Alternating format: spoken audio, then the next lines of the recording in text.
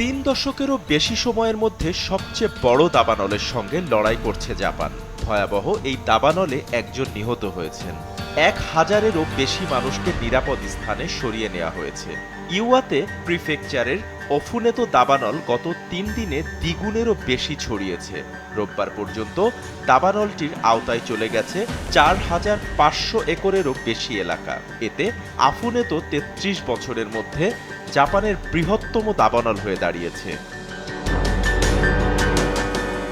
বুধবার থেকে শুরু হওয়া অফুনত শহরের অগ্নিকাণ্ড নিয়ন্ত্রণে আনার সর্বাত্মক প্রচেষ্টা চালানো সত্ত্বেও আগুন এখনও জ্বলছে। কমপক্ষে 84টি ভবন ক্ষতিগ্রস্ত হয়েছে বলে ধারণা করা হচ্ছে। তবে আগুন নিয়ন্ত্রণে আনার প্রচেষ্টা অব্যাহত থাকায় ধ্বংসের পরিপূর্ণ হিসাব করা সময় সাপেক্ষ হবে বলে মনে করা হচ্ছে। দমকল বাহিনীর বিভিন্ন দল আগুন আরও ছড়িয়ে পড়া বন্ধ করতে সংগ্রাম করে যাওয়া অবস্থায় আত্মরক্ষা বাহিনী ও জেলা সরকারের হেলিকপ্টারে পানি ফেলছে এবং আকাশ থেকে পরিস্থিতি পর্যবেক্ষণ করছে। বাপ্পি খান, এসএ টিভি ডিজিটাল।